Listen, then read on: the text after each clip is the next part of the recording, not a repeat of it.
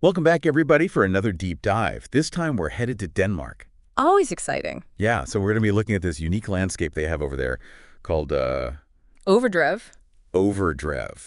And what's so fascinating is we've got all sorts of sources to pull from, like ecological reports, historical accounts, even a school project. Oh, wow. Yeah, all about these fascinating places. And our mission today is to figure out just how these Overdrev came to be, why they matter, and how they connect to something that you might not expect Denmark's maritime history. Now, that's a connection I'm really looking forward to unpacking. These landscapes are often overlooked, but they have so much history and ecological significance packed into them. Absolutely. And you know what really caught my attention? What's that? That school project. Okay. So picture this. You're Kesser or Steen, two students, and you're on this quest to find real-life examples of Overdrev for this project. They've got their nature guidebooks ready to go, and they're about to explore their local area and see these landscapes firsthand. I love that. Such a hands-on approach to learning. You know, you can't truly understand Overdrev just from reading about them. You need to experience them, those rolling hills, the open spaces, and that almost, sparse vegetation. It's what makes them so distinctive. So if we were out exploring with Kesser and Steen, what exactly would we be looking for? Paint us a picture of a typical Overdrev. All right, so imagine a landscape that's dominated by low-lying plants, things like grasses and wildflowers and heather, with very few trees dotting the scene. And you'd probably find these Overdrev on hilly terrain, along the coast, maybe even on land that used to be coastline. But the real key to understanding Overdrev lies in the soil. Okay, so let's dig into that a bit. What's so special about the soil in these places? Well, think of Overdrev soil as a minimalist's pantry. Very few ingredients. Okay. But just what certain plants need to thrive. It's dry, it's nutrient-poor, often sandy or gravelly. Sounds harsh, right? Yeah. But it's this very specific soil type that allows unique plant communities to just flourish. So it's not just a random patch of land, there's a specific recipe for creating an Overdrev. Exactly. That makes me even more curious about how they formed in the first place. Well, our sources take us back in time, about 300, 400 years ago, to a Denmark that looks vastly different than it does today. Instead of forests, imagine vast stretches of heather covering the land with sheep grazing as far as the eye can see. Wow, that's surprising. I wouldn't have pictured sheep playing such a significant role in shaping a whole landscape. Oh, they were a driving force. This type of grazing combined with widespread forest clearing was the dominant agricultural practice for centuries. And it's exactly what created and maintained many of the Overdrev we see today. So Kesser and Steen, as they're exploring these Overdrevs, they're actually walking through a landscape directly shaped by the agricultural practices of their ancestors. Isn't that fascinating? That's a pretty cool connection. But you mentioned forest clearing. Did this grazing practice lead to less woodland in Denmark? It did. You see, as those sheep grazed and forests were cleared to create more grazing land, the woodland in Denmark decreased dramatically, eventually leaving only a few % remaining. Wow, that's a drastic change. It makes you wonder what kind of impact that had on the country. Absolutely. It's like an ecological domino effect with the sheep at the center of it all. Exactly. And this brings us to that unexpected connection to shipbuilding. Imagine Denmark, a nation known for its maritime history, suddenly facing a shortage of timber, the essential resource for building ships. Wait a minute, are you saying that the Overdrev created by all that sheep grazing ended up impacting Denmark's ability to build ships? It seems counterintuitive, but that's exactly what happened. As those vast swaths of woodland were converted into open grazing land, the availability of timber for shipbuilding dwindled. And this, in turn, limited Denmark's capacity to construct and maintain a powerful navy. That is incredible. It's like Kesser and Steen stumbled upon a historical mystery while they were out looking for wildflowers. Who would have thought that a school project about Overdrev could uncover such a fascinating link to Denmark's maritime past? It really highlights how interconnected, seemingly disparate aspects of a society can be. We often think of landscapes as static backdrops, but they hold stories, secrets, and connections just waiting to be unearthed. And sometimes it's through the curiosity of two students with their guidebooks that those connections come to light. It really makes you want to grab a guidebook and start exploring, doesn't it? Absolutely. But before we all rush out to find our own Overdrev, let's delve a little deeper into what makes these landscapes so special ecologically. We've touched on their unique soil and formation, but what about the plants and animals that call Overdrev home? What makes them so valuable in terms of biodiversity? Ooh, that's where things get really interesting, and where Kessler and Steen's exploration becomes even more fascinating. These seemingly barren landscapes are actually biodiversity hotspots teeming with life that has adapted to thrive in these harsh conditions. Okay, I'm hooked. Tell me more about these tough, resilient creatures. What are they, and why are they found only in Overdrev? You might be surprised to learn that overdrevs are home to some real specialists. We're not talking about your lush rainforest species.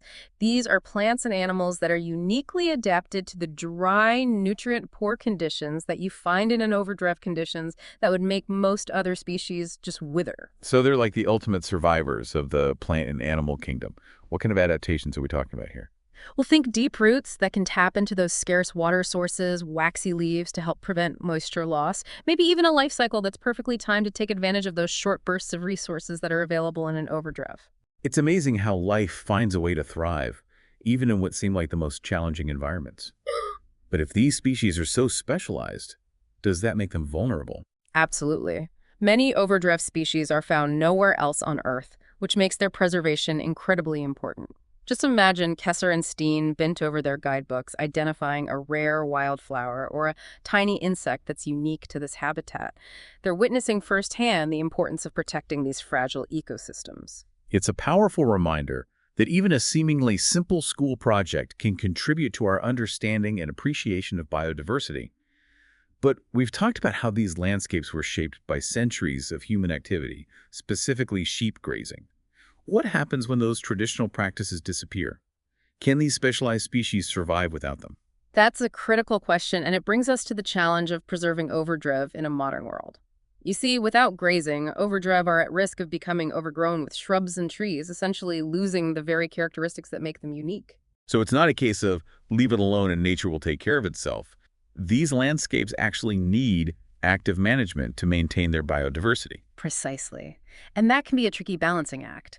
Our sources mention that Denmark has strict regulations surrounding overdrev management, a testament to their ecological value, but finding the right approach can be complex. Okay, so let's dive into the toolkit for overdrev care. Yeah. What are some of the ways these landscapes can be managed to ensure those unique species continue to thrive? Well, one option is to try to mimic the effects of grazing through mowing. But as our source material points out, it's not as simple as just running a lawnmower over the area. Right, I was just thinking, wouldn't removing all that cut grass make the soil even more nutrient poor? Is that always a good thing for overdrive plants? You've hit on a key point. The timing and method of mowing are crucial. It needs to happen at specific times of year to align with the natural cycles of the plants and to avoid disrupting, things like nesting birds or seed dispersal.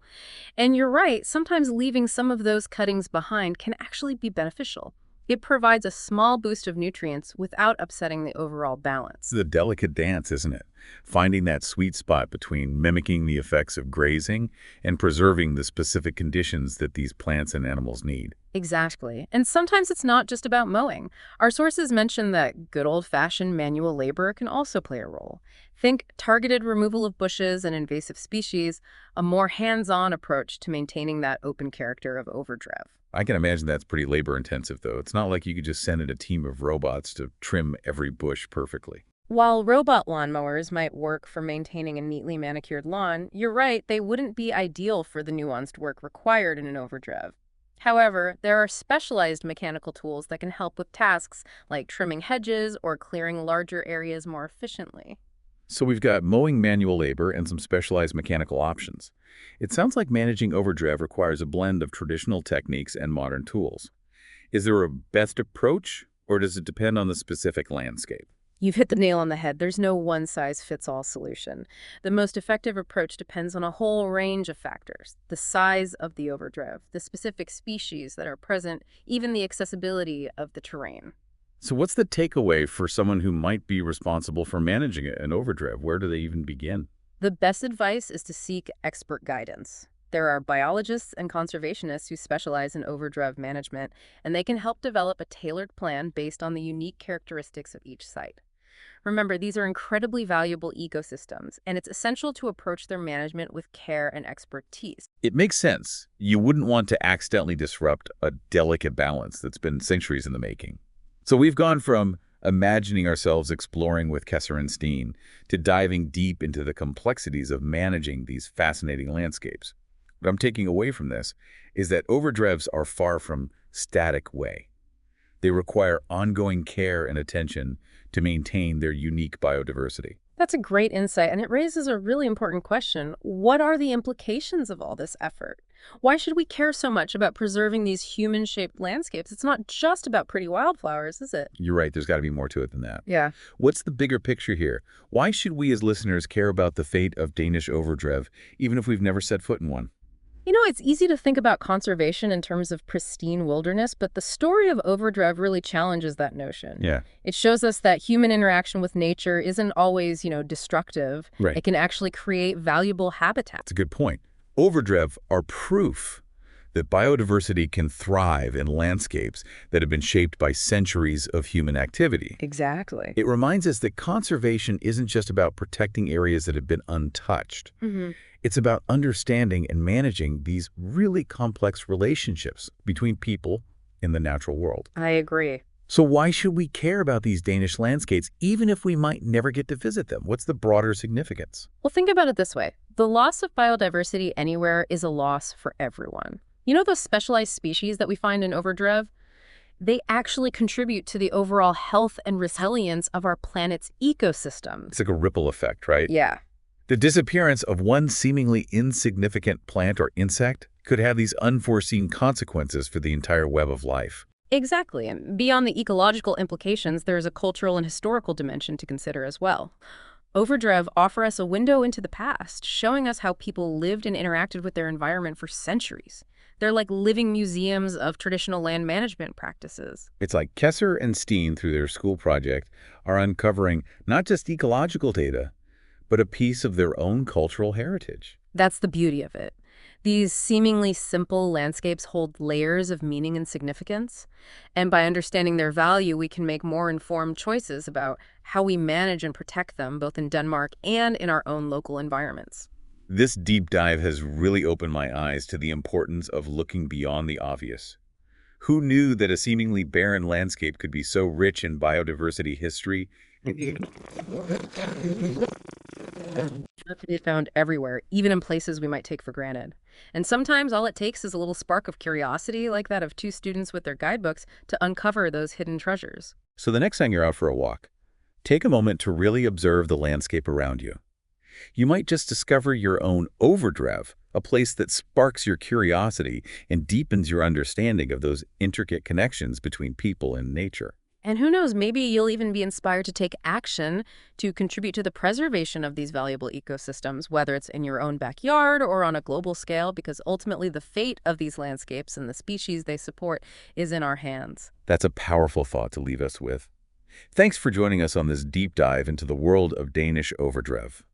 We hope you learned something new, gained a fresh perspective, and maybe even been inspired to look at the landscapes around you with a newfound appreciation for the stories they hold. Until next time, keep exploring, keep questioning, and keep discovering.